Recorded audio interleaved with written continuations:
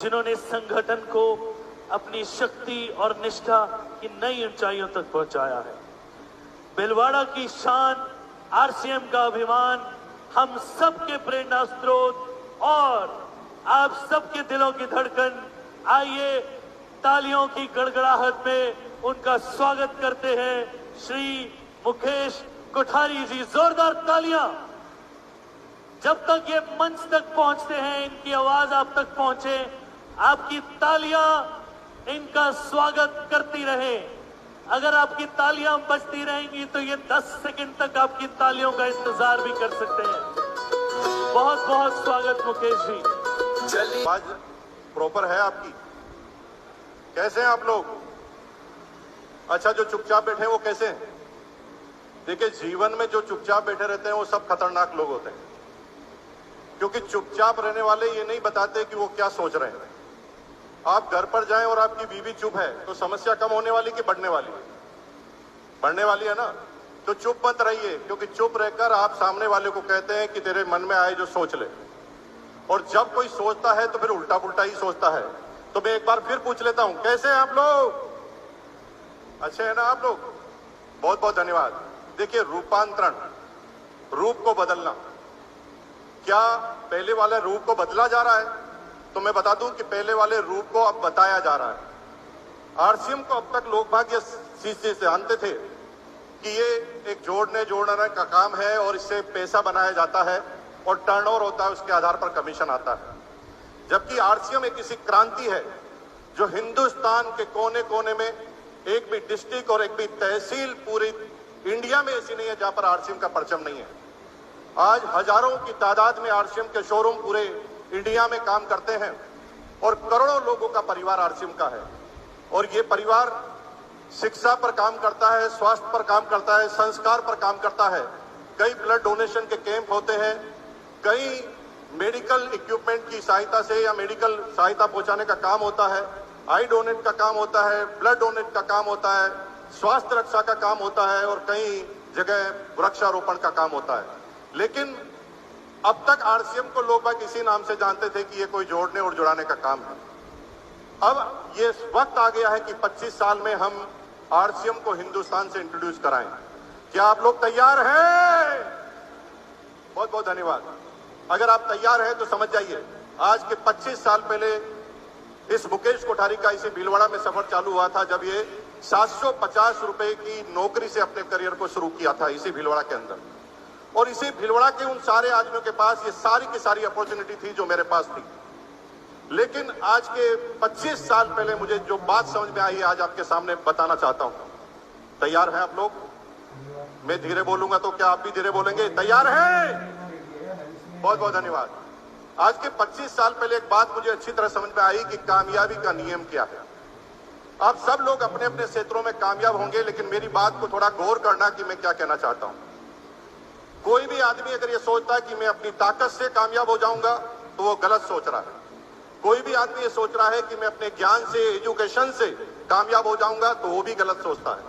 कोई आदमी ये सोचता है कि मैं अपने पूरी ताकत लगाकर कामयाब हो जाऊंगा तो वो गलती है। कामयाबी का सिर्फ एक रूल है, जब आप अपने मिशन में, अपने टारगेट में, अपने गोल में अपने से ज्यादा इंटेलिजेंट, अपने से ज्यादा एजुकेटेड, अपने से ज्यादा ताकतवर लोगों को जब आप अपने मिशन में लाना चालू कर देते हैं तो दुनिया की कोई ताकत आपको कामयाब होने से रोक नहीं सकती। आज दुनिया के 100 एंटरप्रेन्योर की बात कर लें, और आज मैं ऐसा आंकड़ा बताने जा रहा हूं जो आप में से कई लोगों को पता होगा लेकिन गौर नहीं किया होगा। मैं दुनिया के टॉप 100 एंटरप्रेन्योर की बात कर रहा हूं, या टॉप 100 बिजनेसमैन की बात कर रहा हूं, या बिलियनियर की बात कर रहा हूं। दुनिया के टॉप 100, दुनिया के टॉप 100 बिलियनियर की जब मैंने जीवनी को खंगाला तो मैंने क्या पाया कि उसमें से एक भी ऐसा आदमी नहीं था जो कभी अपनी किसी यूनिवर्सिटी का टॉपर रहा हो। एक भी आदमी ऐसा नहीं है जो कभी अपनी किसी यूनिवर्सिटी का टॉपर रहा हो। लेकिन दुनिया की जो टॉप 100 यूनिवर्सिटी है ना, उनके सारे टॉपर उन्हीं 100 के यहां पर काम करते हैं।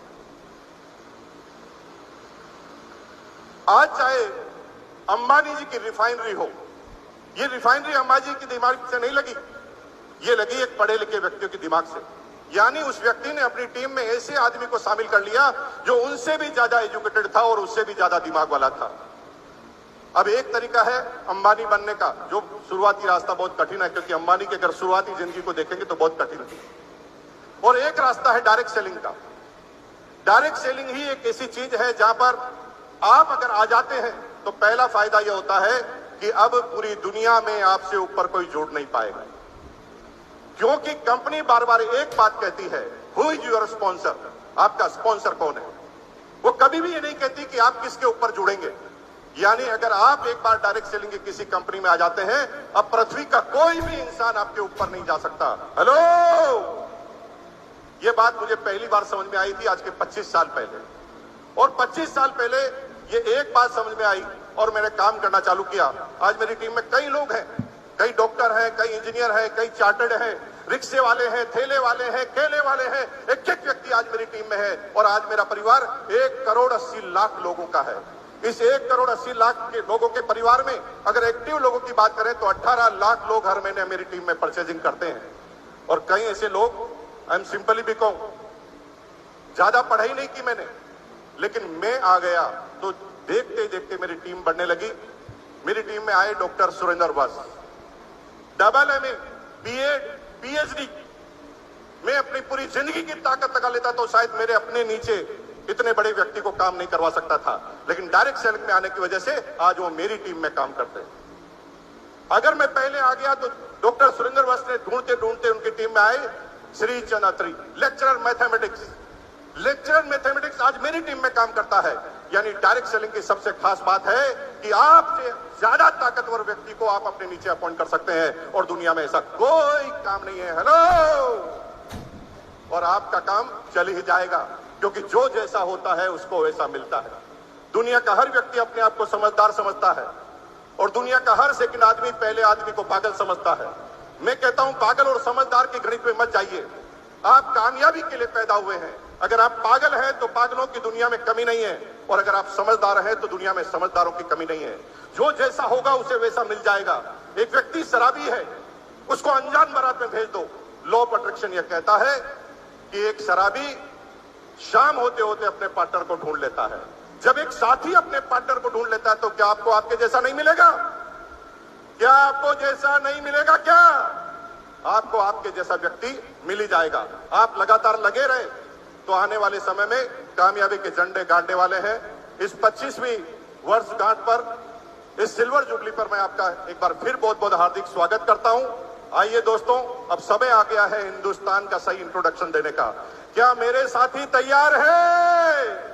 एक बार खड़े होकर दोनों हाथ ऊपर करके ताकत इतनी गुंजाए कि ये बात पूरे भीलवाड़ा तक पहुंचे। क्या आप मेरे साथ तैयार हैं? बहुत बहुत धन्यवाद आपका।